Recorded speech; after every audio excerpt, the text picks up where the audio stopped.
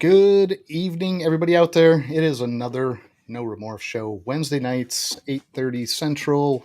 Convert that to your times, however you need to. Gets pretty late for those East Coast people, but we still get some people in the house every week. Seems like we've got an awesome show tonight. This is 28, and we're running one out that's pretty well known now. He's kind of bopped around, and his production levels on things have kind of garnered him some following in a pretty short period of time. And such a nice guy that can't go wrong either way with Craig as a guest. So anxious to get him out here. Don't have a ton of news from the week. We do have to apologize again for Jason. Well, not apologize. I guess some people would be liking to see him out here, but still has that COVID bug floating around. Last week he couldn't hardly talk for the episode, so he skipped it, but lost it for about a week and then got the sinus garbage right behind it. So still not feeling fantastic. He won't be joining us tonight. You're stuck with Jamie and I. Double wave, Jamie, for the yeah, there we go. That's Jamie's deal, is the double wave. Jazz hands. Yeah, you guys kind of know the deal. Got another nasty storm punishing those people down in the southeast. So incredible. I mean, we just don't see that kind of stuff, and especially back to back. So anybody out there that has a way to help out, or can donate to those things that are going on to support those people, I can't even imagine that just getting through one, losing your power, get it back for what, couple days, and then something else maybe. coming right behind it. Like, come on, man. So heart goes out to all those people. Hopefully everybody that's been in here and likes to be in here and can't tonight for that reason, no worries at all, for sure. Take care of yourselves. Everybody be safe down there too. Caught a couple of guys that I know are in the Florida area on their cell phones logging into shows, and I'm like, save your phone, guys. Put that thing down. Save your battery. I mean, seems silly, but yeah, just take care of yourselves first, and hopefully everybody comes through the other side of this one, man. That's a mess. So hearts are going out to those people for sure. Jamie, what do you got? Do you got anything for news this week? Something I'm forgetting, or No, I don't have any news. no? Okay. Sorry. You want to tell everybody about your trivia that's coming up at the end of the show, or? Listen very carefully. I'll pick something out from the show. It can be from the beginning, middle, or end, something that Craig has to say to us. And at the end, the first person to get the correct answer in the chat gets $10 Forge coin. You can put it towards whatever you want, bank it, gift it, buy a hat, shirt, mug, whatever you'd like. Okay. And where do people go to check on those statuses? Well, how do they look for their bank? Where would they check that out? Oh, I'm going to be posting that in our Discord. Okay, sweet. So we do have a Discord, guys. If anyone is interested, drop us a DM. We'll shoot you over the link. There's no fee, no charge. It's just a place to go hang out, share news. There's a bunch of different categories in there. You can just feel free to post. So if you're interested, let us know. We'll shoot you over the link and get you set up in there. But yeah, perfect, Jamie. We got Blakers in the house. You popped him up nice and early, but let's just go through the chat real quick. Thank everybody and get to our guest here. Ro, good to see you, man. I've been bailing on Ro too, man. He was nice enough to invite me to play COD, and I just haven't been back in there. Just too much going on. But good to see you, Ro. Appreciate it.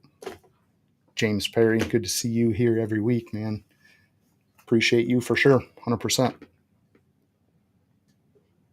Oh, we got Nikki. Nikki's in here to see Craig. I know she was looking forward to it. She posted on Insta earlier. She's like, I can't wait for this one. Come out to see her buddy. Always nice to see Nikki and Kurt, though. Good people. Brave, good to see you, sir. You go swimming today, Brave? Nobody knows that.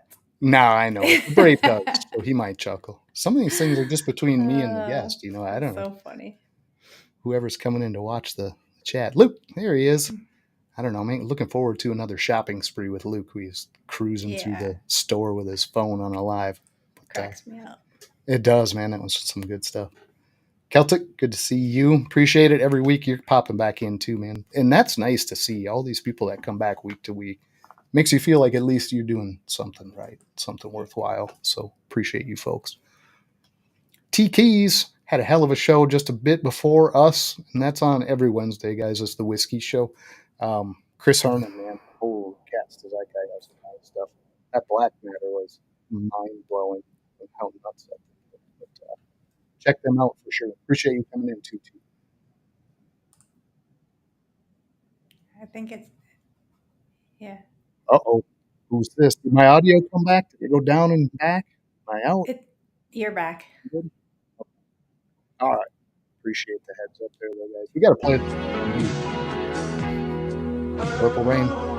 It's one of the guys that gets his own theme music in here. It's a special breed that gets that for sure. Appreciate you, Don D. Jason Opel, I know you're still waiting on your music. You I'm say going to that have to every find week. it. I know. But the request was quite odd. And I feel a little suspect finding that clip. But we'll do it. We'll do it for him. He deserves it. He's here every damn week waiting on it. So, Connie, there's the mom and dad pair sitting on the couch watching their kids goof off and do whatever we're doing up here. But Jose, good to see you, sir. Hope everything's going well over there. I heard we're waiting on a show from you too on some test results on one of your clutches. Yeah, Curious to see how that pans yeah. out. Yeah, those things were wild looking. Mm-hmm. Crystal, Merlin's Magic Morphs. We got to get you guys a snake yet. It is still sitting here. It eats every week. Looks fantastic, but we just got to figure out a time in the schedule to hand that off to you guys. And we'll meet somewhere in the middle, make that happen. But appreciate you guys as always. Thanks for coming back in. Wiz, other half of that whiskey show that's on every Wednesday, they're actually starting up a Whiskey Bomb network, it sounds like. So it's a three-way network. It's going to be Wiz, T, and KG from Bomb Projects. And they're kind of grabbing some different shows up and mixing it into their own little blended network there. So I'm curious to see how that goes for those guys. It's They going to have be awesome. a vote for a logo out there. So if you haven't seen it, go check it out. I think it's on Wiz's Instagram. 3 different logos. I haven't seen that, so I'm glad you brought that up. Okay. Yeah. Awesome. Yeah, go vote if you want to see one of the different logos. We got Vance, the dead man in the house. Good to see you, Vance, always. Saturdays, go check him out on Thunderdome, kind of a football / snake show. A bunch of guys just sitting around BSing, to be honest, but it's a fun time, man. Good group of guys besides. Get over there, get your football picks in. Next year, jump on the fantasy team with us. It's fun. Yeah, it is fun. Kike, good to see you as always. Sultan of support. Appreciate you coming out every week. Oh, so awesome to meet Kike in Daytona. Didn't think we were gonna, but best surprise of the weekend for sure. Jamie, Rising Phoenix. Good to see you too, sir. Awesome to meet him down there as well. One of Chris Hernan's buddies. I saw them kind of slinging mud back and forth on the whiskey show, but teasing as always. Good friends. So. And he had that cute baby Ty with him. Yeah, I know it. You girls keep trying to steal Ty, but Fred, Mr. MTZ Pythons, Fred is an awesome guy. Congrats on that first clutch. Cut that live on Hair Down last week, so if you want to see a rookie cutting a clutch, and I think he might have cried. Maybe he didn't cry, but he was awfully close. He was so excited, and that is so awesome to see. Like tears of joy. Yeah, absolutely, because he was hitting some of the things he wanted to. It was just amazing. So congrats, Fred. Appreciate you coming in too, Chris. Well, this is the perfect time to do this, but do I have this queued up correctly? Let's swap this over. Let's go with this. We have some news. Chris reached out a little while back, actually, and decided to kind of reach out about sponsorship and asked if we were interested. I mean, silly question. Of course we are. He's an amazing guy, amazing products. One of the things he wanted to be upfront and sure about before that was try the products out. So to me, that's like an instant no-brainer. When somebody says, try the stuff, make sure you like it before that happens, I don't think you can go wrong. So proper way to handle things. Chris is definitely awesome up front, but we tried the Coco out. In all honesty, I mean, no comparison. We've had Reptichip for years. It always worked fine. Little inconsistency issues here and there. Zero with the stuff we got from Chris as far as the Coco2go and the Chipper too. The Chipper was kind of a blend. We put the two together actually, kind of got the different sizes and tried it for over a month swapping About into a tubs month, and yeah. Yep. just zero issues. Fantastic product. So we'll fade him in here. New channel sponsor, I guess we're going to call him for the time being, and we'll work out details and things with Chris. But zero hesitation to put him up here and say, hey, appreciate you, man. And what a handsome little guy he's got with him there. I don't know how that happened, Chris, but you got lucky there. So yeah, appreciate you, Chris. Thanks for coming out too. 100% appreciate it for sure. We got Jason Genomic. Appreciate you. He's in that gaming group too, COD players. There's about, I don't know, 10, 12 guys that all jump in there and play. We got Mike from Ramrays. Appreciate you coming out. Had him on a couple weeks ago. Go back and watch that one. A couple of Mike snakes were pretty impressive, honestly. Pretty odd for what the combination was, and some unexpected stuff in there. Really like what Mike's doing. It's moving fast. Tim, the other half of that Tim and Connie scene. Dad, appreciate you coming out. Putting you to work this weekend. Rafters, siding, sheathing, all that good stuff. So prep. Oh, it's Melinda's in here. Good to see you, Melinda. Cuddle Time Critters. She's awesome too. She's jumping around, getting on panels and things, but super nice lady, man. Melinda's awesome. Appreciate you. I'm scrolling.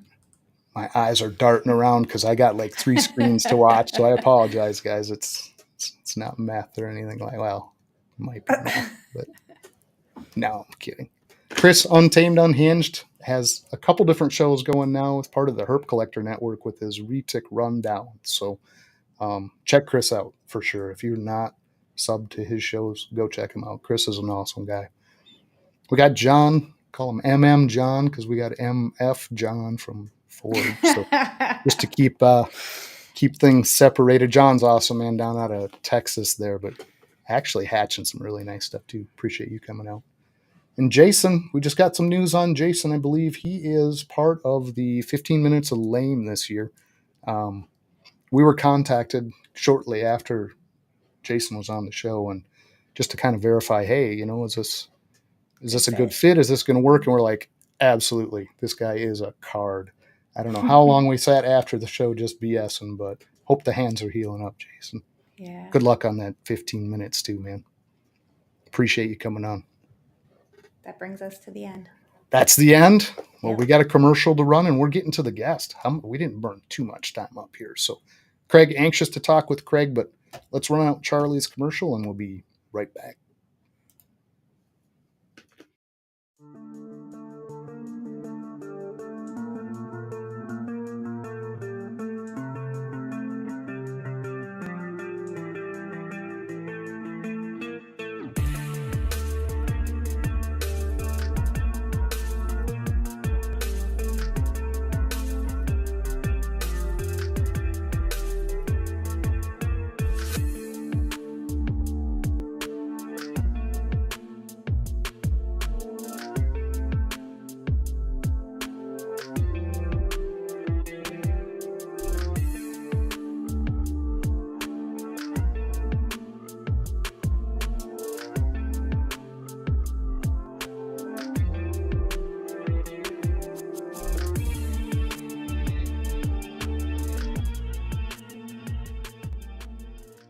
Appreciate you, Charlie, as always. If you need shed tests done, it's only one place to stop. Craig, you're here. I can do jazz hands too. Nice. I can double wave. Yeah, Jamie's doing the same in the back. You guys are on the same wavelength there. But Craig, I know nearly everyone in here knows you. There's going to be some exceptions. Jason Opelt, my folks, a couple other names that aren't going to be that familiar with you. What would you like to open with as far as a little bit of information for those people that really just aren't familiar? I know a lot of the people are going to know this already, but.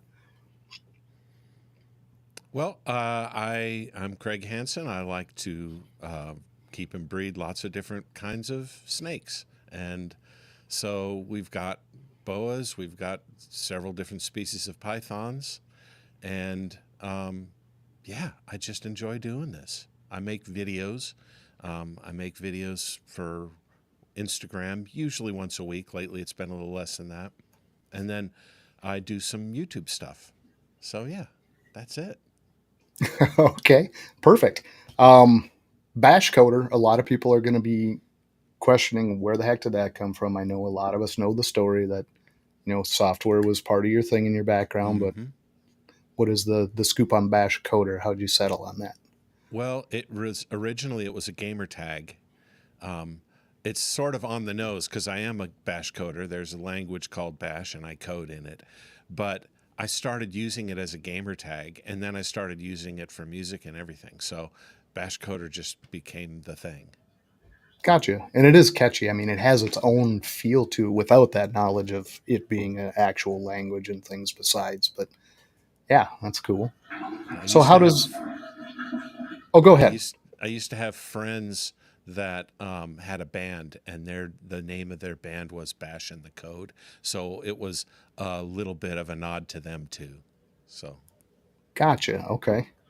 So your background really is in programming or software engineer, or how would you I title s- what you started in? yeah, I started in the music business. I was a record producer and recording engineer in Nashville for about 10 years, 10 or 12 years. And then I started an internet company when that got big, when the internet really hit around early 90s. And then I sold that company to a bigger company, and I went to work there for a while, and now I do consulting. So I basically we write software for retailers Okay, and gotcha. host services for their websites. Yeah. Yeah, that's kind of awesome. Actually, for whatever reason in my mind, I had that reversed. Like you took the coding side into the digital side of recording and studio work, but really went the other way around, kind of. Yeah, I was really an analog guy when I was in the studio. I mean, when I left that business, we were getting into digital pretty heavily, but not like with the digital audio workstations like we have now. Everything was, you know, recording to 2-inch analog tape and doing it the old school way. Yeah, gotcha. Gotcha. What a odd kind of mix of background that really lends itself to what you do so well now, right? I mean, I think you've gotten a lot of nods from people that have kind of been growing and trying to do this themselves and realizing there's a knack to this, and the background knowledge of production, sound, video, all of that plays a hand in how good your end product is. And to learn that along the way is it's a slow, grindy process. So bringing that in is awesome. Can be, yeah. So and I already had some gear and everything too. So from that, so I still have gear from the old days. So Okay. Now, what would you say to somebody starting in? Like they realize they need a presence, they realize they want to get something started. What would be like your starter kit or set of steps to get at least a foot in the door to this? Not so much equipment specific, but plan perhaps. yeah. So I really think, what do you find yourself talking about with other people in the snake world? What are the topics that really kind of drive you? And that's finally what I figured out. You know, I kind of flailed around. I did some product review videos. I did some other kind of things. But then I just sort of got a little really kind of interested in a few particular topics. And that's what drove me to really do that's when things started to click for me, I think. So it doesn't gear is not a big deal. As a matter of fact, I recommend two new videos that just got released, I think Sunday and Monday, by Brandon Nixon on his YouTube channel, and Nixon Reptiles. And Hmm. his whole thesis is wait as long as you can before you buy like mirrorless cameras and stuff like that, and use phones as long as you can because they're really good these days. I say start with what you have, and if you have a mirrorless, then go for it. If you have a modern smartphone, then go with that and just get started. My main thing is if you're learning and you're making mistakes, then start doing content about it. You know, Okay. Yeah, because and because you have something to share someone else that's just about to make your same mistake. Gotcha. And that goes for both, right? Probably with the video and production side and the animals. If you are a reptile person trying to get your name out there, share your learning experiences. Basically, the point, right? And Yeah, show and that journey. and you don't have to do YouTube. You don't have to start with YouTube. You can just do Instagram Reels. And so I started doing these 90-second sort of talks, where I would just sort of delve into a topic for 90 seconds. It's sort of like tweeting.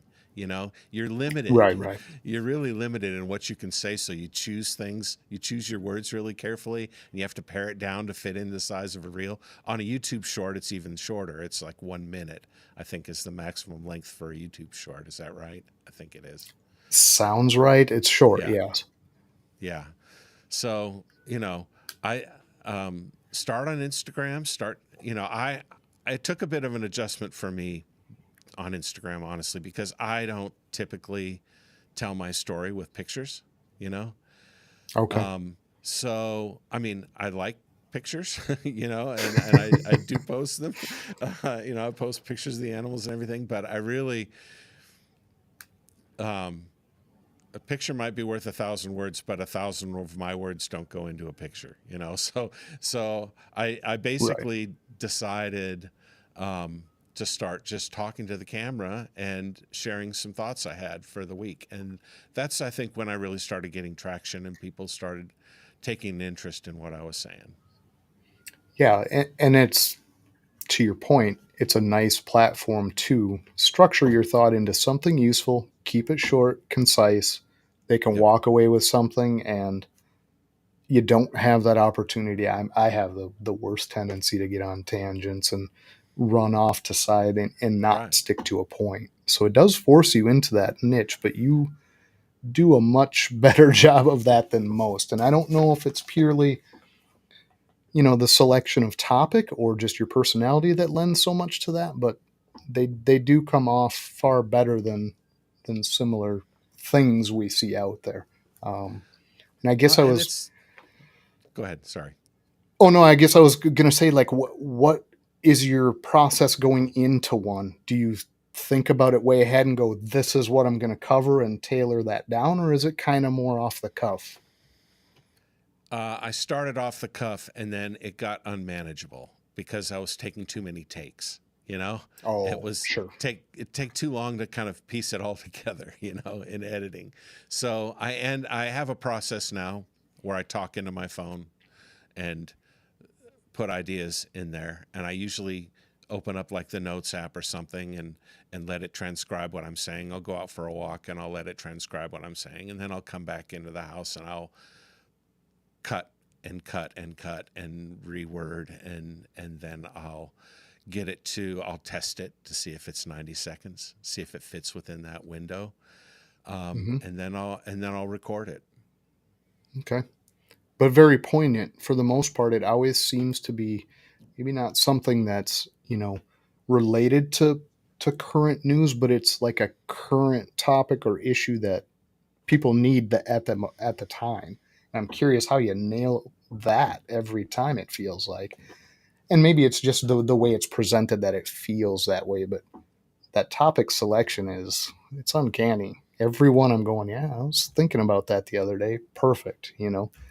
Um, I don't know. There's a knack to that, and you have it. I guess is what I'm getting Well, at. thank you for saying so. I try to avoid drama. I try to avoid those hot button issues, but I do try to be in the meta and kind of see what's going on, and usually what I'm looking for is a gap somewhere, like an, Okay. this is being talked about and this is being talked about, but there's this commonality between them that no one's talking about, and usually I'll try to go for that. Perfect. Okay, and that's kind of what I was hitting at. It's not the hot button topic. It's something in the middle that's linking them, and you have, at least from your experience, some kind of a solution or help to provide in that little short window, which is pretty awesome, honestly. Um, Well, I've made a lot of mistakes you know, Well, and that's something you speak to when I do see you on other lives all the time, and that's also admirable. You feel like, well, you can say it in your own words, but you're speaking purely from your own experiences, not from handed down information, which and is a that's the plus. that's the thing I would say to people who are starting out. Try not to get out over your skis. It's really easy to accidentally start slipping into just regurgitating something you heard someone else say, or it's very easy to speak to something you know is true, but you don't have direct experience with it. And so it's the safest place to be is stuff you have direct experience with, you know. And so I avoid topics where I don't have direct experience, even though I know something to be true from what I hear other people say. Sure. Um, you know, it doesn't mean it, and none of this is original, really. I mean, like, people have been keeping reptiles for thousands of years, right? So Right. it's Right. it's Right. not like, oh my gosh, did you, you know? So maybe I'm not saying new things, but I'm trying to say things in a way that might connect with someone, you know? Right. And it isn't probably new, but you're running into that tripping point or issue you had, cues it in your brain to say other people are going to have this problem and I want them to know about it, which is it's a service, honestly. Well, I hope so. Pain Yeah, is an excellent teacher. You know? unfortunately, the best teacher, right? Yeah. But yeah, so the reptile thing, was that always something you had in your life, or was that something you picked up later on, or how did you get involved in the reptiles specifically? I was really into amphibians when I was a kid, big time, Okay. but never really took that into adulthood. I was too busy with other things. And later in life, I have grown kids, and one of them, just before they left the house, she and I were going into some tough times, right? And I was looking for a hobby that we could bond over. And so she said that she wanted to get into snakes. And she was just trying to get a rise out of me and Sophia, my wife, at the time. And I didn't know this. So Ah, I thought she was serious. And she said, hey, I really want snakes. And so she went to work and I stayed home and I YouTubed and I snake discovered and I everything, and hmm, found ball pythons to be what I wanted to to pursue with her. And I thought this will be a great way for us to do something in common and spend some more time together. And I got it, and she was a little taken aback because first she wasn't serious. Second, she wanted to know what they ate, and they eat her favorite animals. She loves oh rodents, no. Okay. loves them. So Yep. she had to bow out. Ah, But I really enjoyed it, and then when I saw MorphMarket, really establishing itself, I'm like, this could be fun, a passion, a hobby, and a business. And okay. without MorphMarket, I don't know that I would have gone full. Well, MorphMarket, I'm even wearing a hat. I wouldn't have gone all in if there wasn't that, because Sure. my background in the software side is e-commerce, and Oh, okay. so I saw what happened when we had stable markets like Amazon and eBay, and saw how that just changed everything. And I said, well, this is going to happen with MorphMarket. There's because I saw Fauna Classifieds and kingsnake.com, and I'm like, this is so 80s. This is not going to Yeah. this can't stand in this day and Not age. sustainable, right? Yeah.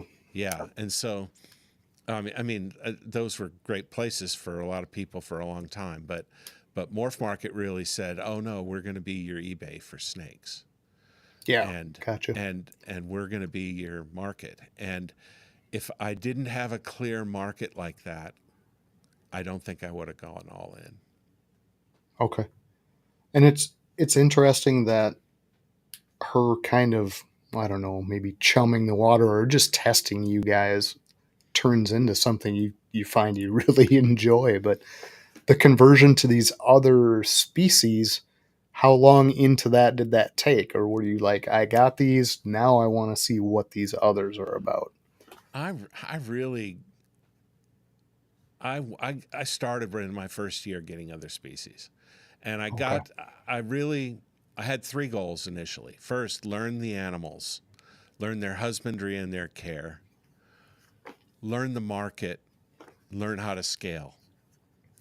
Is that four things? Maybe that's four things. That's But going on but 4. Yep. It's but okay but though. but those were my goals, right?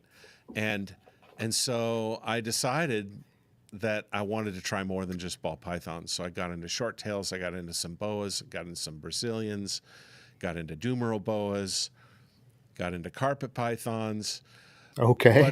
but in a Noah's Ark kind of way, like two of everything, like not deep in projects, you know. Right. Right.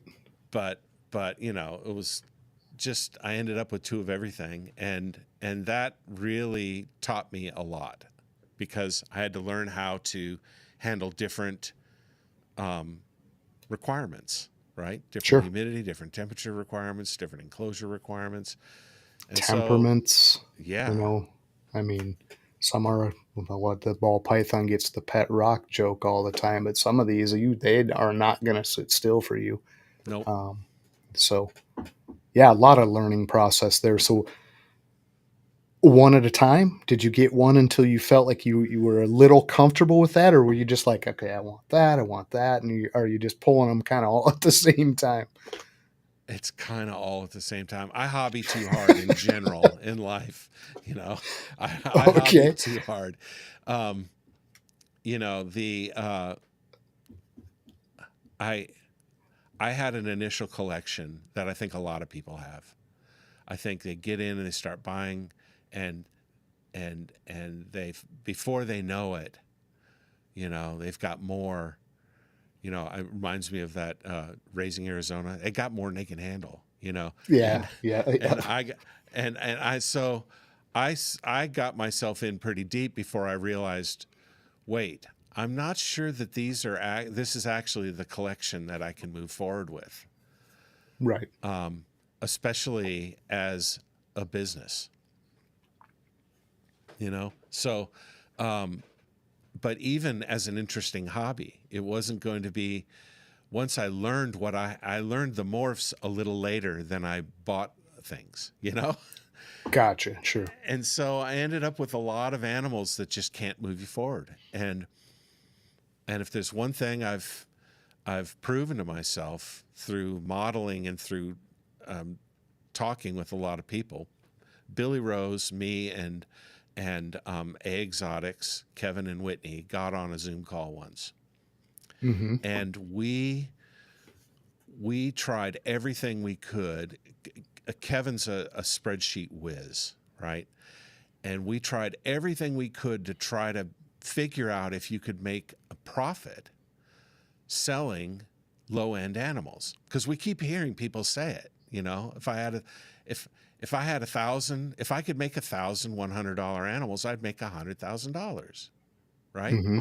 That's said But a you have to lot. move them. You Get it, have to you have to yeah. house them, you have to feed them, you have to, you know, and Hmm. so you need rack space, you need, you know, at that point you need labor, right? Yes, yes, yeah, and and so it's like I, we just could not find a way where you don't go broke doing that, yeah, you know. yeah, And and that's sadly, I mean, the numbers, like you say, would have to get inordinately large, but there isn't anywhere for those animals at some point. Um, it's a loss. Like you say, if you sold 1,000 of them, great. How are you going to sell them? Number one, and the labor side of it. So it just never balances. So yeah, and that came to your vision, and you decided this is not the way to go. So you started making cuts, tailoring things. actually when I joined the Mutation Creation podcast, they have this thing called the chopping block. Hmm. And so you put your collection out there, and everybody in the top two tiers just has at it, and they look at what you're doing. Why did you do that? Why do you have this? Maybe you ought to consider this. It's a very collaborative, positive process, and I ended up coming out of that initial chop with a long list of animals that I needed to sell. Yeah. And look, don't hear me poo-pooing more lower end morphs, right? These are I'm not trying to say, you know, you're inferior if you don't have these, your collection is inferior if you don't have these morphs. What I'm trying to say is try to scale that. It wouldn't work. Right. And it's not going to work in your situation. So perhaps an animal you need to cut, someone else might need to keep. True. It might be a critical piece of something they could push forward, but for you, it made no sense on the other side of the sheet, right?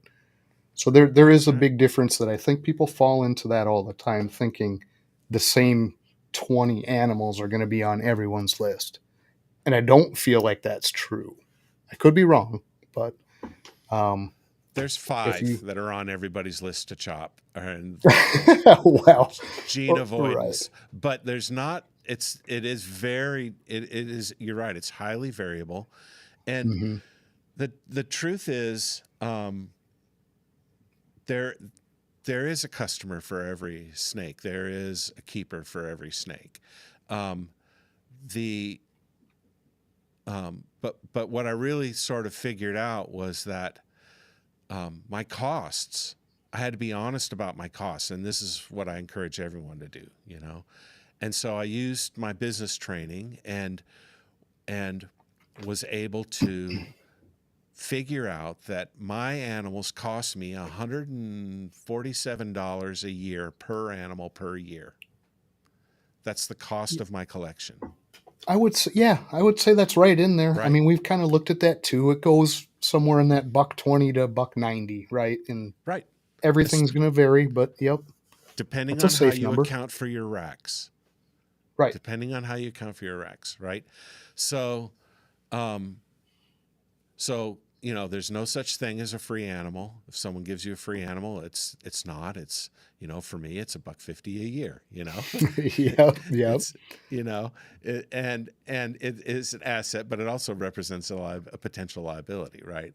And so, you know, it's one of those things where I had to learn the hard truth about cost and about the cost for keeping these animals. And yes, with ball pythons, we have the ability to humanely and keep them in sort of dense situations. Capacity, yeah. Yep. Yeah. But it's not free, you know? No, certainly not. And simple things like the bedding and the humidifier running 24/7, the small things that people don't tally in there. Just the electric bill. If people don't watch how much influence that has, that can be a backbreaker too in the wrong circumstance. Yep, supplies, your paper towels, your cleaning products, it all adds up. So important to do that. That's great for anybody really prior to buying in number. You would say that'd be a great first step. Go through what you think you need on paper before you have the animal. Figure all that out before the animal even comes in, right? Yeah. And know per animal what you're getting into. And a lot of people don't. They're like, I love that animal. I love that color. Here it comes. Oh shit, what do I need again? Right. Like, what do I have to have for this? Yeah.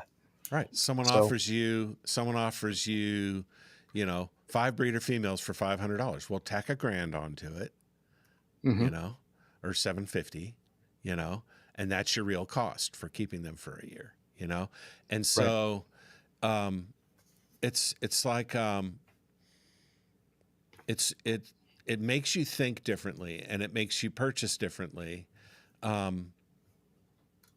And then the other thing I kind of figured out was sort of my direction, which I feel like the whole industry is sort of doing now, and that is moving towards double and triple recessives and mixing codoms in with those.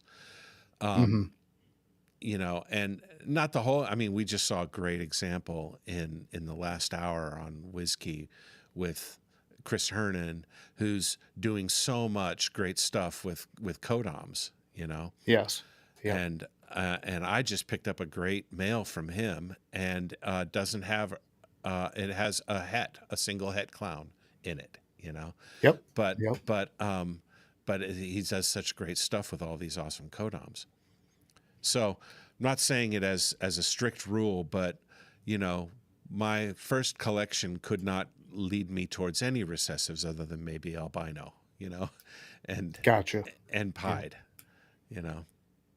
Well, and that's where I think, I mean, we kind of touched on it real brief, but like that chopping block, I think people do have the impression that there's this master list of things that you should have in your collection. And it's not how that's working. They're looking at Right. what you have and what's going to push you forward and what you want to do. Not you can't have this, that, right? So, Exactly.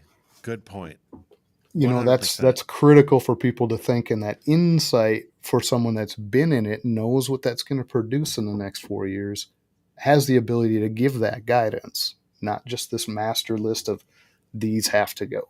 It's tailored, right? So that's critical. You're exactly right. And so I think we need, when we do these the choppers, we all need to go in and sort of check our biases at the door, Right. So, I mean, there's still the jokes of hate jokes about a Oh, morph, of course. Pastel but pats and stuff in there. yes, and Yeah. perfect example, right? And but Yeah.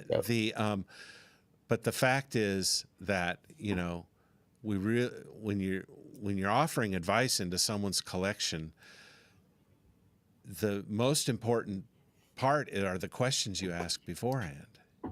Yeah. What are Like, your what do you want to goals? do? Yeah. Yeah. What gets you up in the morning? Because there's a point at which this becomes real work, right? And Absolutely. and it gets very daily, at times.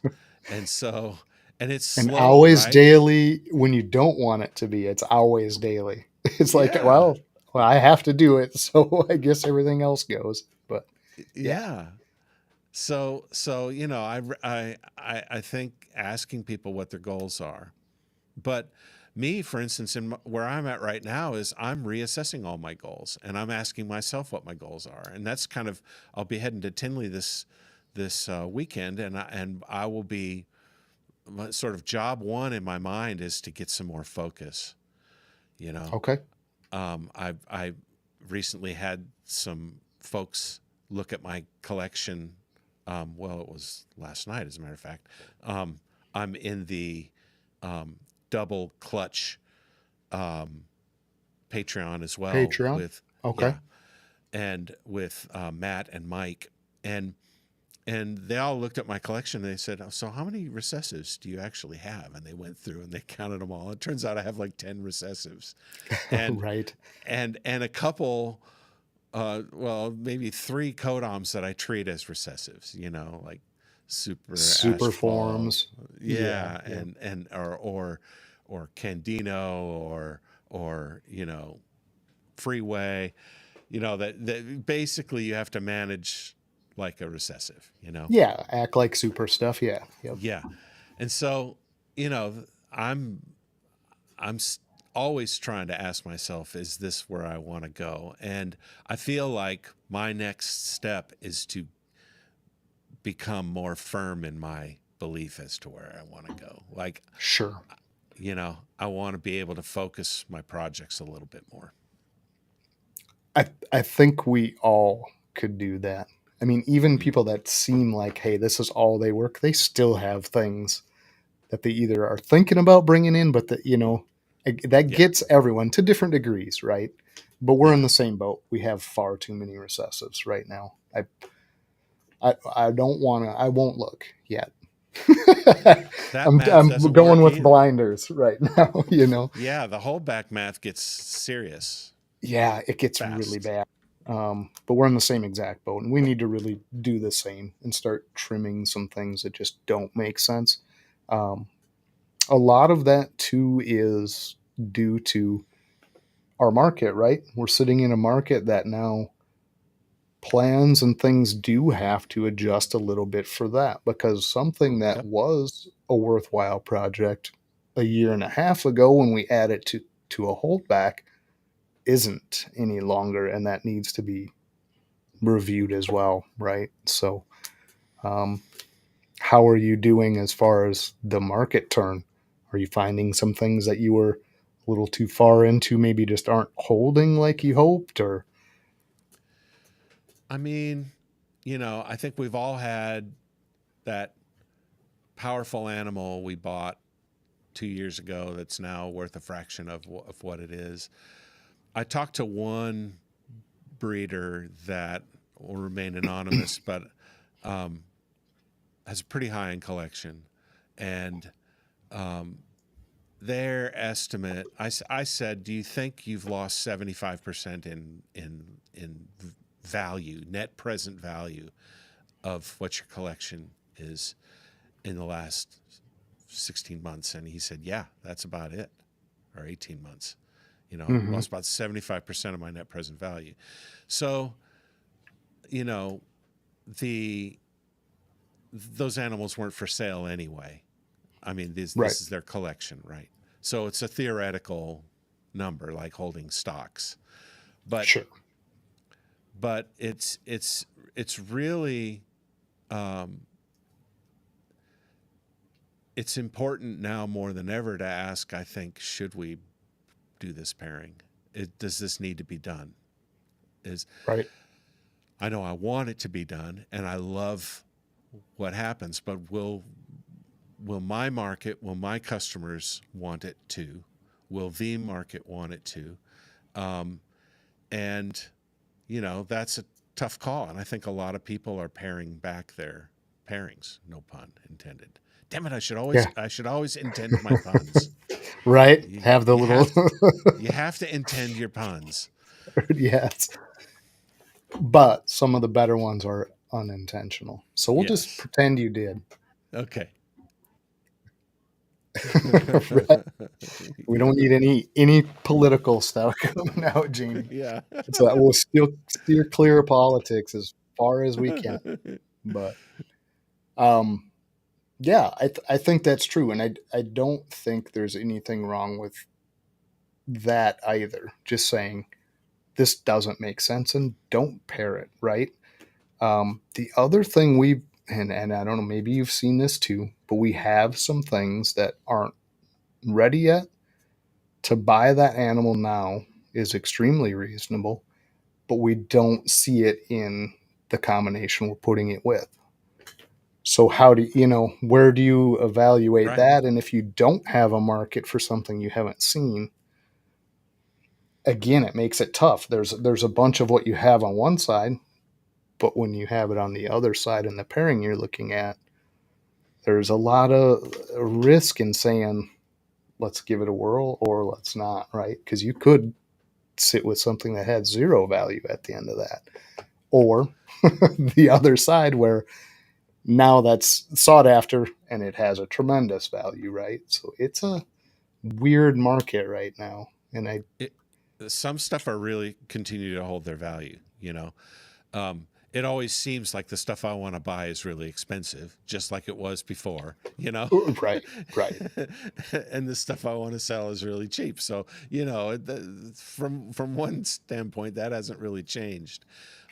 But one of the things I just don't do anymore is buy males early, and I talk about this in my reels, you know, that I just think it's an unforced error, especially in this market, to buy a male when the trend is that male will be cheaper next year and will have more genes in it next year. Um, exactly, yep, and if you don't have females to go to the male, then buying it early just ties up your capital. it does.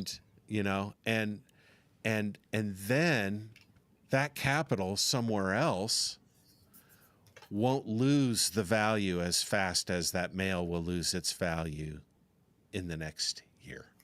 Exactly. Yep. If you don't immediately that season have a use for a male, no point. Just wait.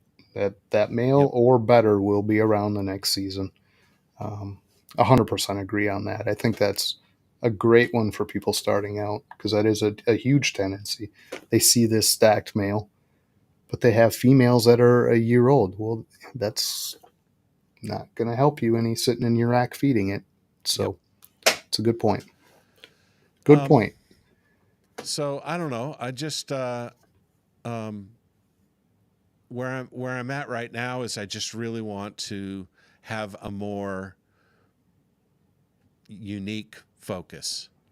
And what you said about, it's very easy to kind of grab onto all the genes that everybody says you need to have, and that is in itself aids the race to the bottom,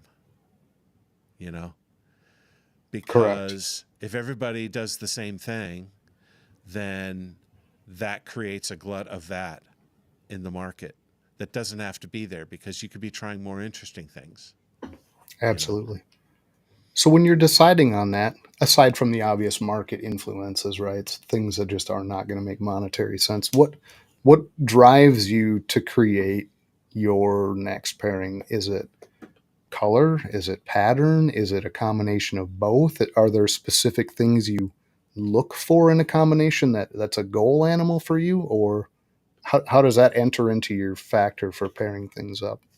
What a great question, because I think that's part of what makes it different for everybody, right? Right. Yep. So like, it took other people to tell me, Craig, you're a pattern guy. Okay. It, Didn't even 'cause, realize it just by your preferences. They're like, you're a pattern guy. Okay. yeah, like they'll say, look what you've got here. You've got acid, you've got cryptic, you've got, or confusion, and GHI and stuff like that. And yeah, I really do like things that mess with pattern. And by the way, that's the part that tends to hold throughout the whole snake's life is the pattern, Exactly. And Yes. Yep. I mean, exceptions are aplenty, but the I before that though, what I really had to do this last year is say, I'm my first customer. I'm my best customer. Okay. I need to make for me. What do I want to keep? Absolutely. And that changed everything for me. And now that's not for everybody either. I mean, some people just want to make things to sell, and that's fine, But I really made a decision I really had to instruct myself to want the things that I should keep, Sure. Yeah. Because my natural tendency is just to kind of just make what's popular and then sell it. But then what? Right. Then what? Then you just have that. And that's all you're doing every year is making that, Right. And so, you're kind of touching on kind of what I was getting at. Like what is your goal animal and why? And like, what about that is steering you that way, and I think that's more critical. Well, like you mentioned already, you look at Chris Hernan and he had specific things in his mind he wanted to make. No recessives in 90% of that, went his own way, and look at the product. And everybody amazing. wants that product. I just So bought yeah, a high OD, inchy, Barnhart Black Pastel Scrambler male from him that's het for clown. fantastic. And I'm really excited about that project. But I also, when I bought that, I'm like, well, I don't just want to do the same thing that everyone's Right. doing with it. Would I like to see calico in it? Yeah, but we've seen that a lot already, and calico is really cool in that combo. But what about other things? like paint So, like paint, or and he talked about lace. You know, lace. lace would Yeah, be yeah. great. Yeah. Take those some other direction. So yeah, I guess that's kind of what I was hinting at there. And what do you think your strongest direction currently is? And not to get secret squirrels or something you might be No, no. working on you don't want to talk about, but what are you really heavy in right now that you really want to focus on? Well, I'm very pied heavy. Like I, I sort of figured out that I needed to have recessives, and then I bought a lot of pieds. Like I have a lot of visual pied females that are now finally up to size, and so Okay. Okay. you have to be, you know, you have to make decisions. But yeah, I also have to take it easy on yesterday, Craig. You know, Sure. Yeah. I'm always beating up yesterday, Craig, for not buying doubles. You know, Well, but you're not doing this though. You're laughing, which is good. I mean, you're able to yeah, laugh at yesterday, Craig. So yeah, and usually, you know. okay. But yeah, but I don't get me wrong, having a bunch of visual pies is great, and they're all up to Yes. size and they're all growing follicles, which is great. But now, what do I do with them? And my interests have really changed over the last, because this is only my fourth year doing this, or fifth year. I've been doing it for 4 years, so Mm-hmm. I'm constantly learning so much about morphs that my interests have sort of changed and gotten a little broader. And what I need to do is make them a little more narrow, you know. Narrow And out. Yeah. yeah, so I love clown pieds. I love freeway and clown pieds. I really want super asphalt and clown pieds. Um, I say that wrong. I say asphalt. It's asphalt. But anyway, That's um, relative, eh? yeah, that's right. And so the thing is, and I really like Ultramel Krypton. So Ultramel Yes. Krypton Hypo is a project that I'm really invested in. Um, Okay. Clown Pied and Asphalt is something I'm really invested in. I very much like um, Black Pastel DG Hypo stuff. So I really look to take that someplace. Um, I'm just getting into Hurricane.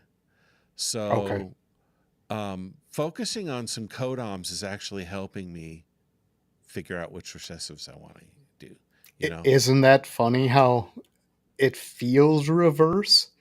But Yep. like we talk internally, the three of us on this side, and something we saw, I don't know, maybe 2 3 years ago was this huge push for the triple, the quad, the Yep. triple, the quad, and we're like, it's a blank triple and quad. You have to go back 4 pairings to add your codoms in because nothing out there has the codoms in your triple or quad. You're going to spend just as much time to get something that doesn't do you any good. I mean, maybe it sells for a lot, but what do you do with a blank quad? Like I never understood that. It baffled me. Well, think But about it. If you have a quad visual and you want to add one codom in, you you got know, to go all the way back to that you're first. back to hets. Oh You're my god, we just looked at you're that and back went, to quad hets, right? yeah, dude. So so I really think that codoms are going to be increasingly important as we get there because they're going to be the things that are valued again, Right, you know. right. Like you hear Greg. some of the OGs talk back in the day. Hey, Greg, you hear the OGs talk back in the day about how they only bought recessives because that's all they could afford. Right. You know, it was the pastels, it was the Bananas. Mojaves, the bananas that were the Yep. 40,000 jeans, and the recessives were cheap. Right. You know, Yeah. um, and so I think really, I don't know. I could be wrong. I'm not an Well, we OG. could too. It just never made sense to us. We're watching that huge push, and there was a lot of them. There was, Yeah. a lot of triples out there with the clowns, the pieds, the G stripes, all of these combinations, but nothing in it. That's all it was the 3 recessives. And we're going, well, fantastic, but holy cats, you got a long ways back the ladder to get it to look like anything. You know what I mean? Um, anyway, just an odd Yeah. mentality for us anyway. But it's a new way of thinking for me anyway, and just a new angle to look at it and say, what are the star codoms that I really want, and what recessives would go well in them? It's just another Yeah, angle. It's just another angle to look at it at, you know. And so I really do need. I really can't pursue 10 recessive projects all in, but right. now I have some colors to paint with, and I need to decide what to, you know, what to make with that. And now is when it gets a lot harder. You know, it's easy if you're doing rules based stuff. Okay, I'm going to set rules for myself. I'm not going to buy a single recessive female anymore. It's either going to have at least one more recessive and one more. And so we set these rules up for us to kind of help us be a little more disciplined in buying. And especially if we've had buyer's remorse, right? We say, okay, from now on, I'm only buying a female if it has at least 2 visuals and 1 het, you know, or something like that. Sure.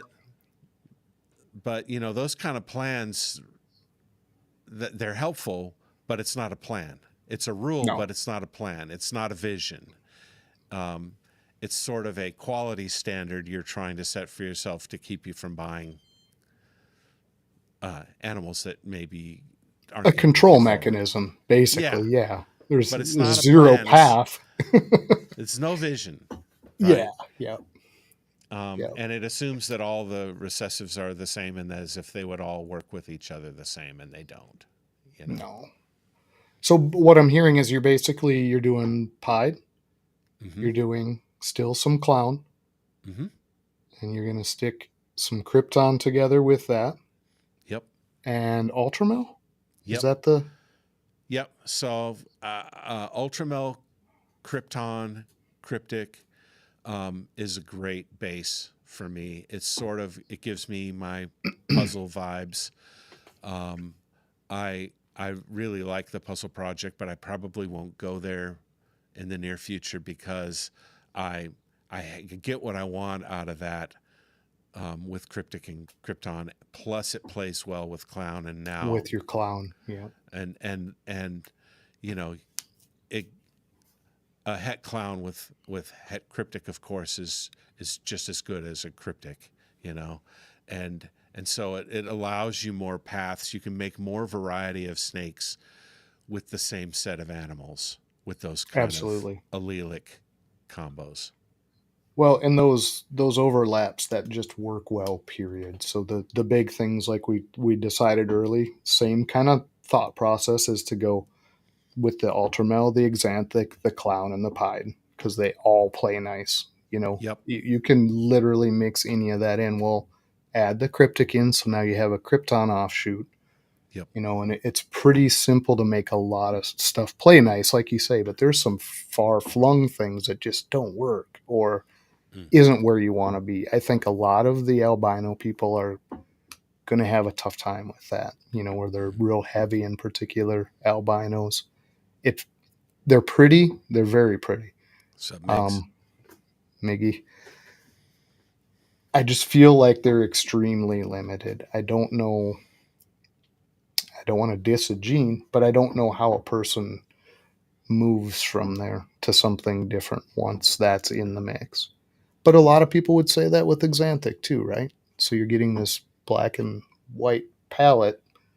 You're kind of stuck there, much like you would be with albino. I guess it's which you would prefer, right? But Yeah, and I sort of came to a place of I wasn't really burned out.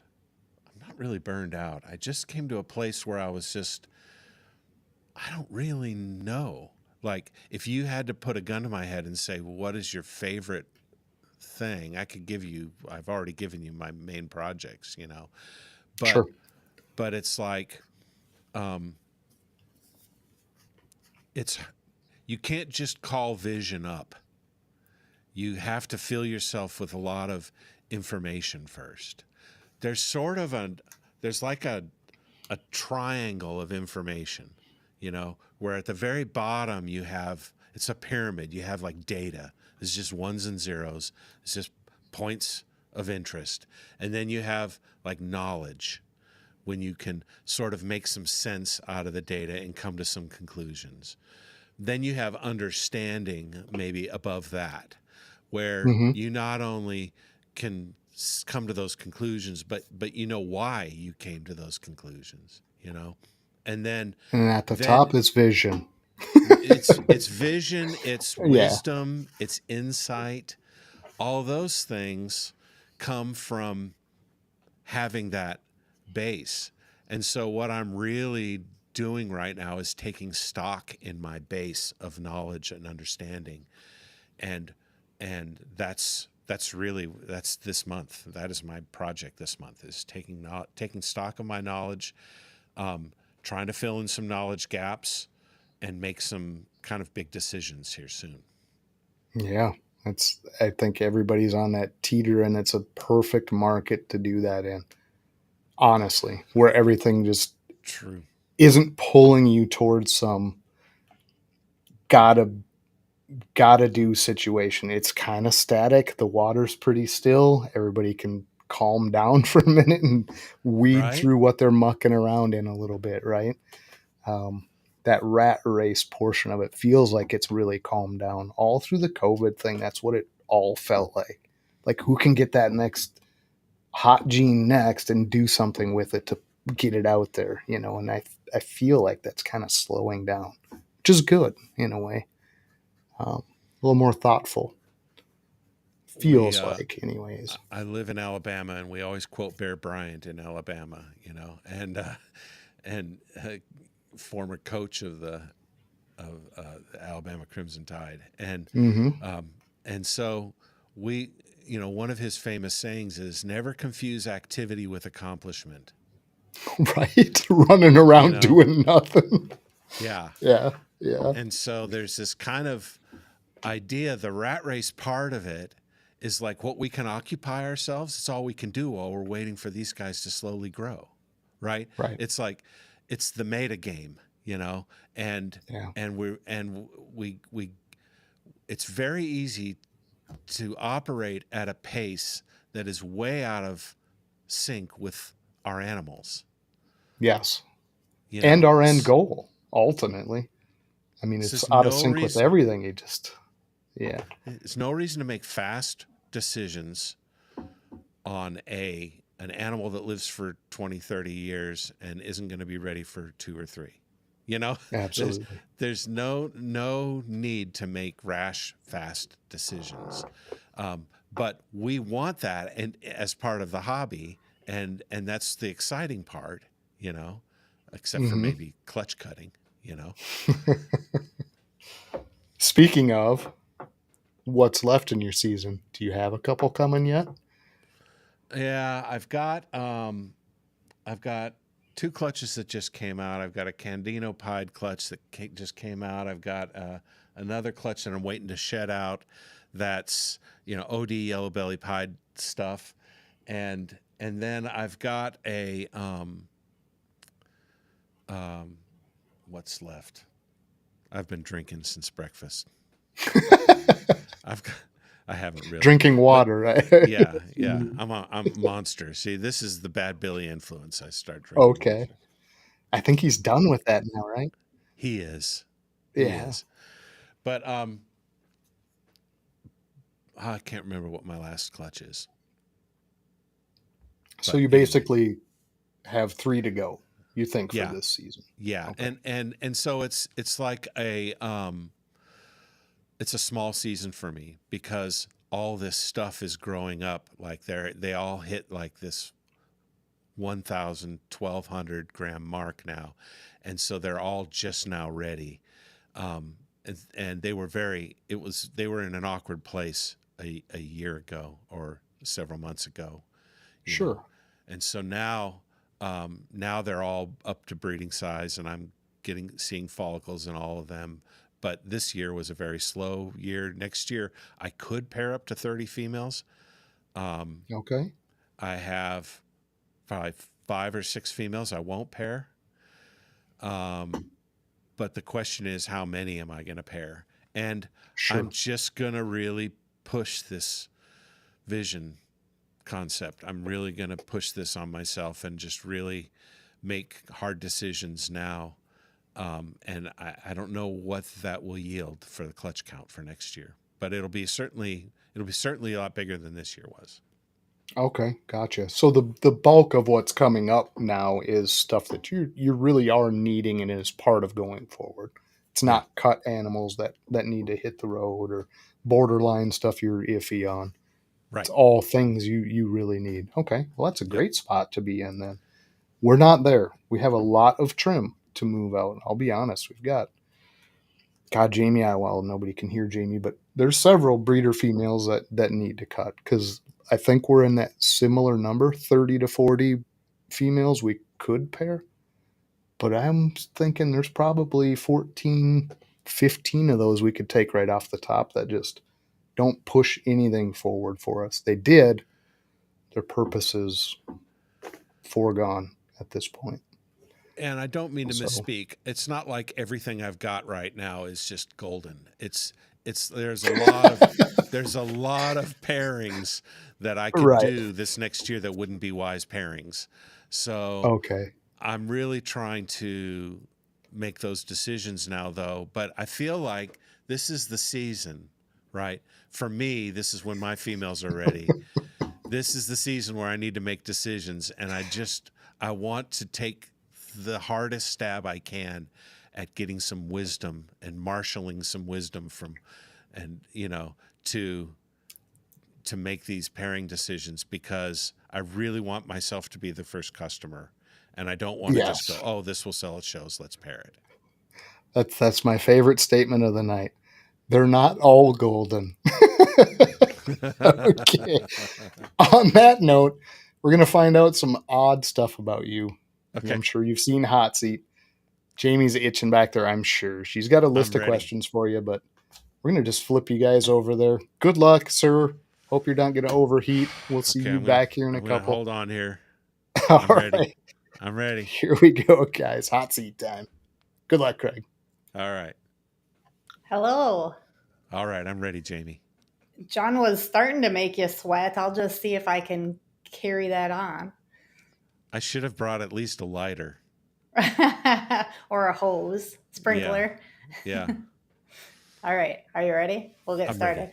Let's go. Skill or popularity? Say that again. Skill or popularity? Skill. Mime or clown?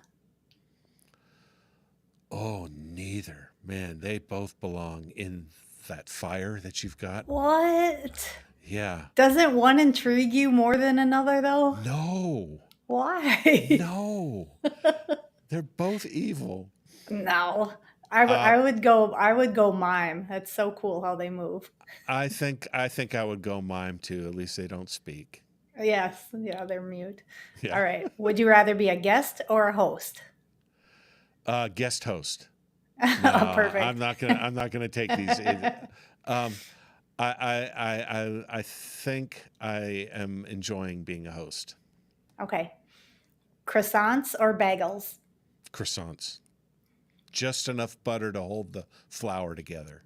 Yeah, they're so good. Or just enough flour to hold the butter together. That's what Right. Pasta or pizza? Pizza. What's your favorite topping? Oh, this is really gonna cause a problem. Pineapple and ham. Oh. This is a divider. I'm usually a uniter, but this is where I become a divider. Right? Yeah. I don't know. When I was younger, I hated pineapple on pizza, but we've had it a few times recently, and it's not as bad as I remember. So Yep. there you go. We'll go with pineapple. Musical theater or live concert? Live concert. Reality TV or documentaries? Documentaries. They're both scripted, but Yeah. One's a little Yeah, more entertaining than the other, I Yeah. guess. Talking or listening? Uh, I I try to listen more than I talk, but I probably talk more than I listen.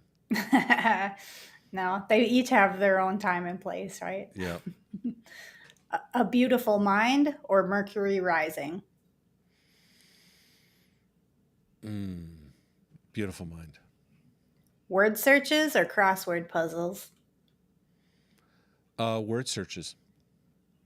Scenic route or highway? Scenic. Maybe it depends if it's day or night. Yeah. Around here, you'd run into a lot of wildlife on the scenic. Yeah. Literally.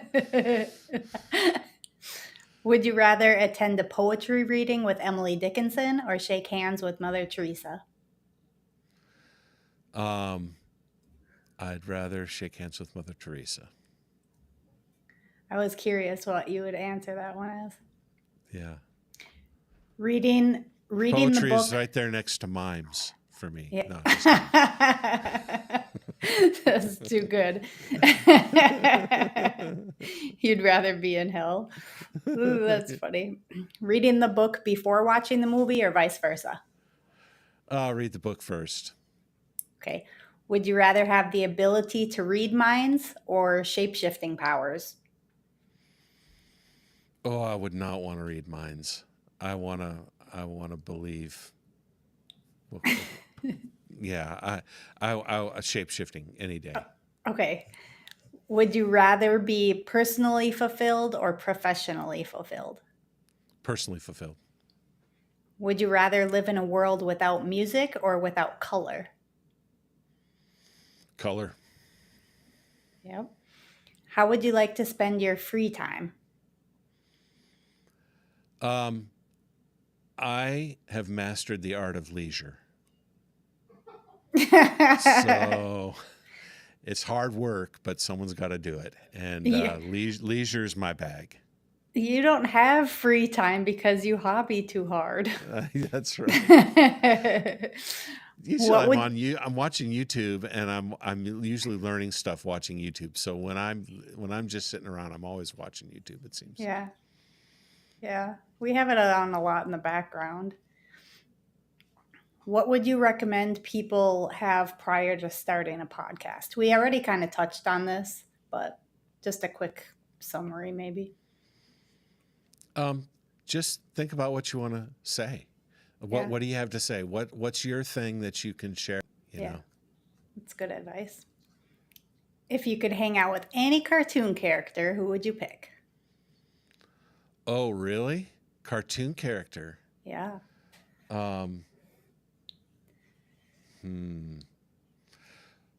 Probably Johnny Bravo. He'd be pretty cool.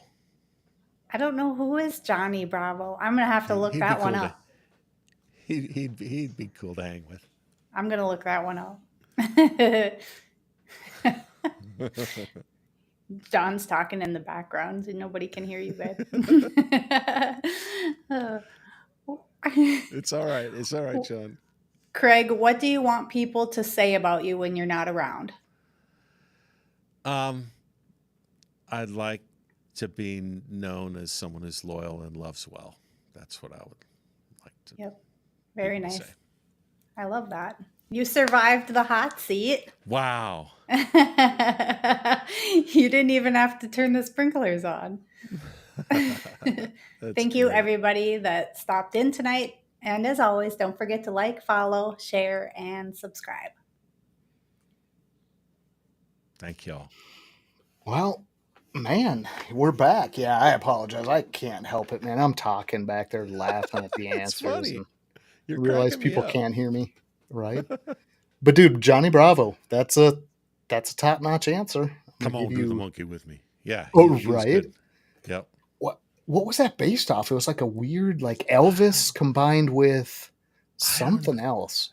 Yeah, I don't know what that was. It was just there was this time where, Cartoon Network had bought Hanna-Barbera, and they Okay. were kind of going through a bit of a renaissance, and they had all these great cartoons during that time. You know, Powerpuff Girls and Yep. all that kind of stuff.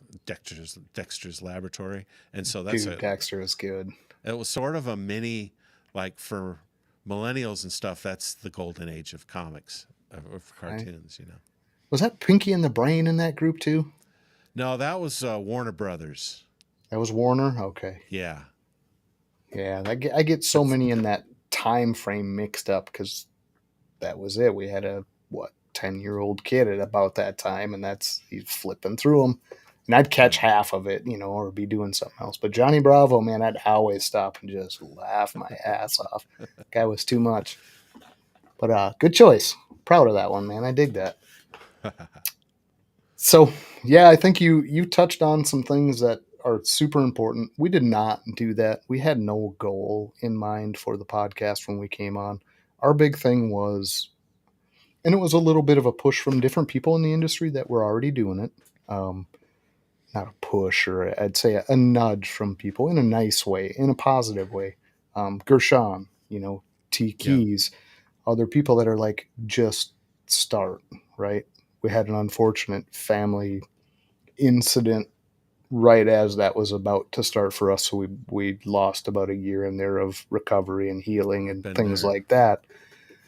But we never had that goal in mind. And I do think that's important. The further we get into this and the further we see what you can do to separate yourself in this kind of flooded market of podcasters, people with lives, and all the social media things going on, have a message, have something you want behind what you're doing, or you're just out there, right? Dance monkey kind of scenario, and that's not good. So we're trying to hone in better on that. Well, I Our think we big all thing is, flail around a little bit. We flail around a yeah, little bit trying to find it, and that's okay. right.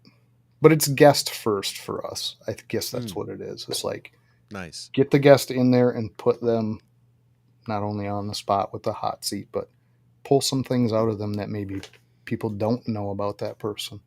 So, what do you do when you have a free day and you know all your snake stuff is settled? Your rats are taken care of. You're just going to go do a Craig day.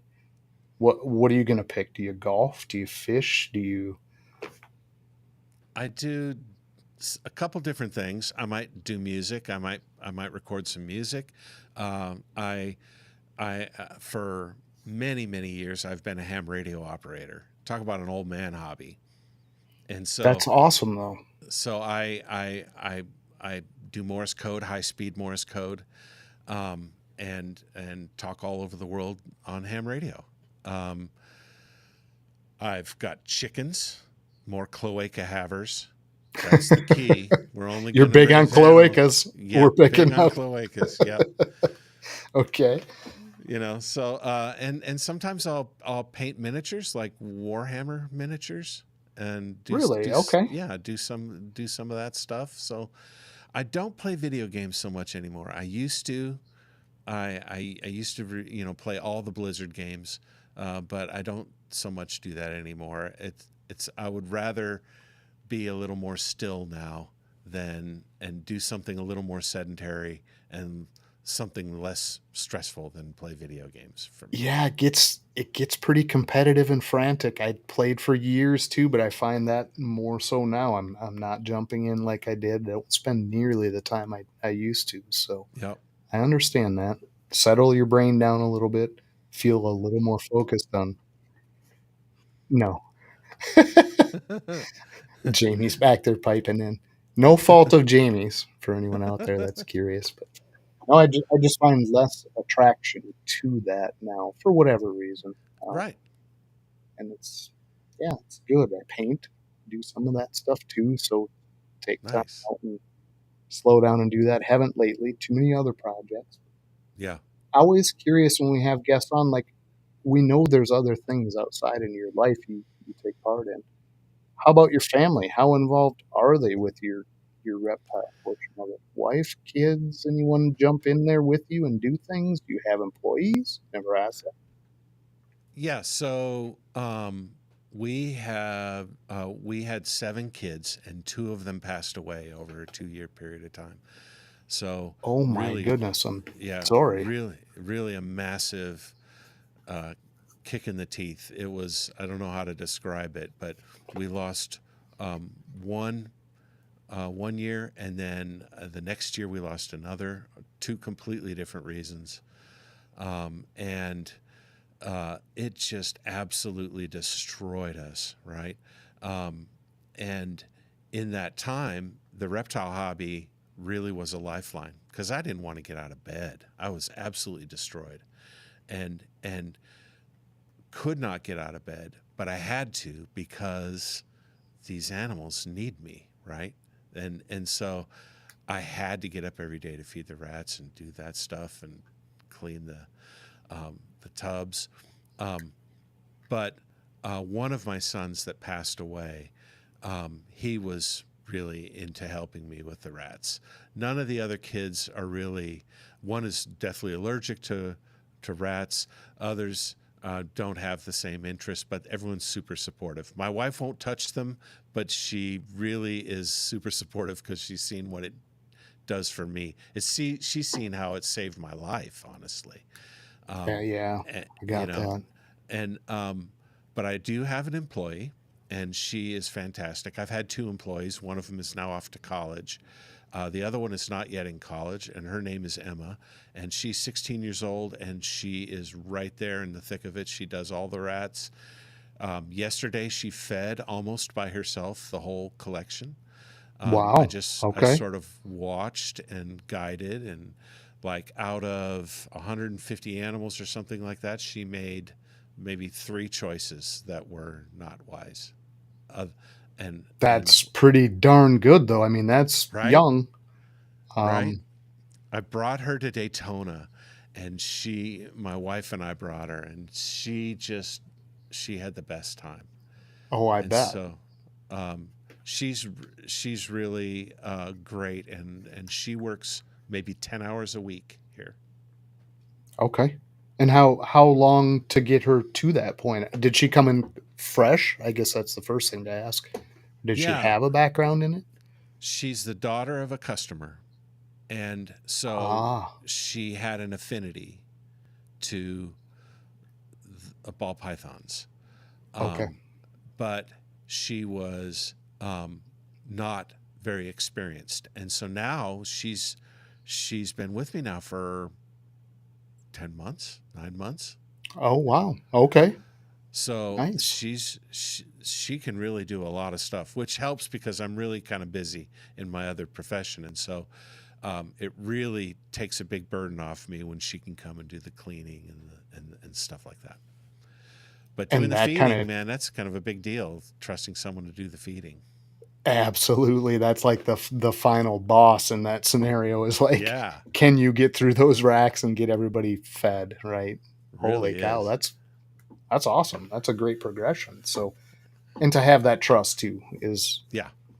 man, I don't know if I could get to, I suppose I could, but it would be that kind of time frame. It'd be that year of investing and watching and, you know, keeping very close tabs. It would almost feel like you weren't getting anything done because you were almost doing it, kind of a scenario. I'm just not trusting, I guess, you know what I mean?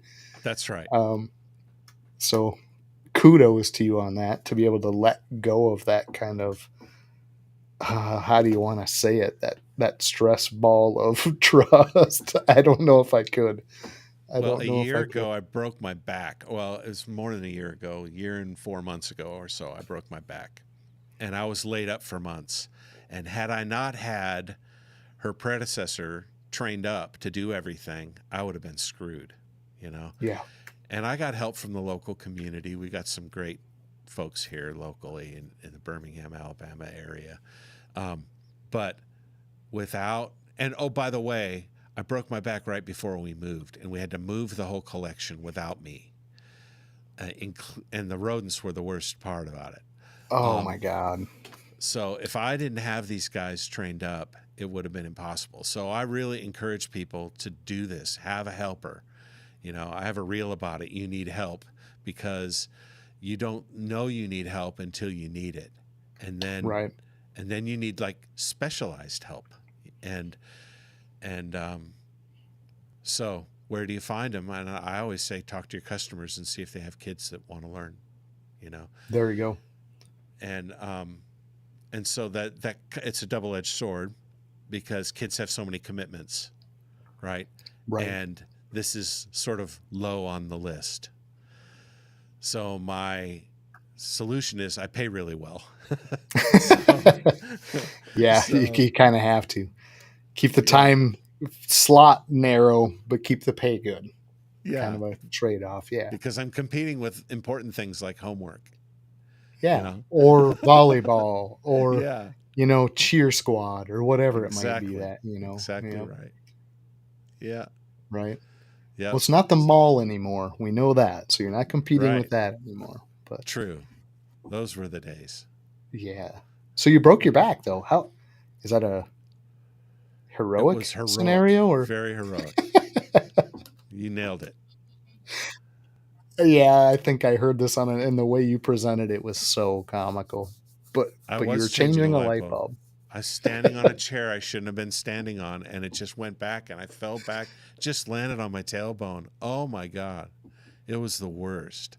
It was the Pro worst. tip for everybody out there, there is no chair for standing on, by the way. This is That true. doesn't exist. So This is just true. get that out of someone's I don't mind. know. I don't know what I was thinking. I know I wasn't thinking. I was being impulsive. My wife said, "Oh, go get a ladder," and I'm like, I'll just do this. You know? Yep. Oh my God, crazy. So unfortunate. But you pulled No through it with surgery the needed. help. Yes, pulled through with the help, and no surgery needed. So Beautiful. I still, Jamie's asking if I have any, Yep. if there We're we going to go. do that. Yeah. Bring me back. Yes. I do still struggle a bit with the pain, but I can Yeah. do a lot more. The worst part was I couldn't lift feed bags and stuff like that. Right. So Sure. you'd have 50 pounds of rat feed and you just can't move it. And that was the worst part. How long does it take, like, before you can sit comfortably? Months. Yeah. So it's a lot of counter leaning. Lean on a desk. Stand or lay Yeah. down. Lean Yeah. against a corner somewhere. I mean, Yeah. I was bedridden for, I want to say, 2 months. oh my gosh. This really? is not one of those where they, like when you have surgery and they try to get you moving faster than you want to move. Like Yeah. the next day they want you up and around. Yep. Not the case with broken backs. They want you not to do anything for a long period of time. You got to let those bones heal. Yeah. Right. Man, I can't imagine that pain. Yeah. That's And the crazy. boredom. I bet you did a lot of word finds. Yes. Word Almost finds made left me- and right. Almost made me want to learn Sudoku, but that's just too much math for me. Oh, I love Sudoku. Oh, I do too. That's such a fool's game, though. Yeah. You fall into that and you're just stuck there and getting It's nothing so done. good.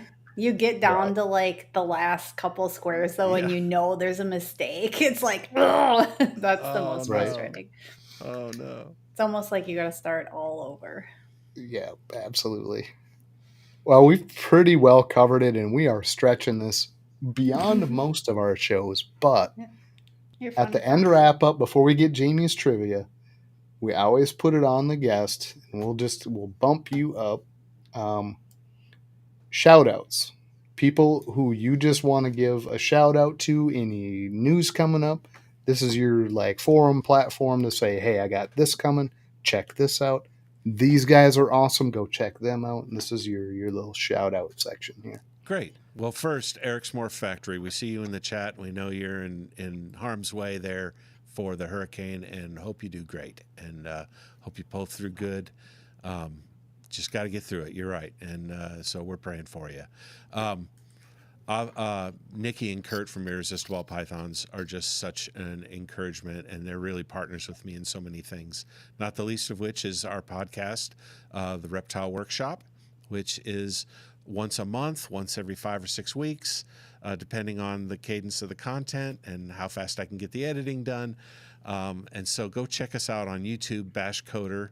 youtube.com/BashCoder, and check out. We've only got 3 episodes out, but we're having fun. And the link is below too, guys. All of Craig's links are down there, so no excuse. Just got to copy paste. Head Thank over you. there. And then I just started as Billy's sidekick on the Mutation Creation podcast on Monday nights. So started that this last week. So I'll be doing that every Monday night at 7 Eastern. Yeah, 7 Eastern. Yep. I better know when it is because I'm supposed to be there now all the time. Congrats on that. Yeah. Thank you. So I got a great relationship with Billy, and so he called me the other day about an hour beforehand and said, "Hey, you want to do this?" And yeah, so we're doing it. Awesome. So that's it. I hope to see a lot of you at Tinley. That's Come it? say hi. Yeah. Okay.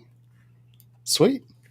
That's your moment to just get it all out there. All the people you want to send flowers to, and yeah, absolutely. I can't agree more on everything you said. Kurt and Nikki, fantastic people. Yep. I've been good at every turn. So awesome, man.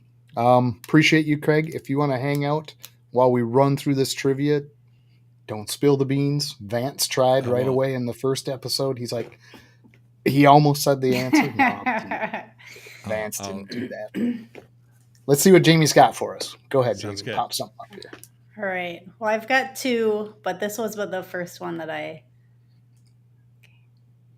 fill in Craig's quote. I blink too hard. Chair dance. Mm. No, it's not. Pause. Pause. Vance is laughing. That's how backs get hurt. Yeah. Yeah. I light bulb too hard. Here, James B. James B. Okay. Hobby. Nice. That's good filling. I Fill in the hobby too blanks hard. are the best ones because they just like that. You got to be I don't fast. think I've ever done one like that before. So No. And I think congratulations, James. Yeah, congrats. Does he have coin, Jamie, or no? Yeah, he's got 20, so this will bump him up to 30. Holy cats. He's beyond he's almost to a really nice sweatshirt now. Yeah, yep. Awesome. Fantastic.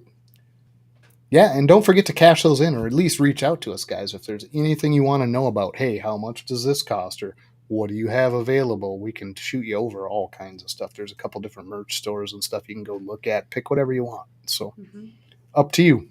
But once again, appreciate you, Craig. Can't say that in enough different ways. Really look forward to everything you're putting out there. The workshop's been awesome. Your reels, it's a time when I actually pay attention in a reel.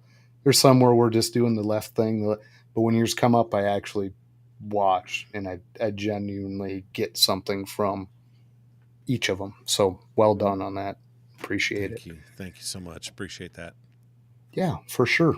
But hang out for a moment, and we're going to actually do something a little different next week, guys. We're going to do the panel return. That went really well for us the last go around. It's bringing back some previous guests, get them in a round table scenario and pose the same question to each. Let them have their opportunity to respond or not if they choose to. Sometimes they'll just forgo the response. So interesting show. We do have the 4 spots filled up. We're going to leave that as a little bit of a mystery until the show airs. So if you're interested in seeing some previous guests come back, touch on, I think we're going to do 5 different questions within a general topic. So it's a fun show. But Craig, appreciate it again. Everybody in the audience, appreciate you. Finish out the week well, guys, and cheers. Have a good weekend. We won't see you after this, probably. Oh, double hands. Peace. Yeah, the double hands. Double hands. See you guys. Much love.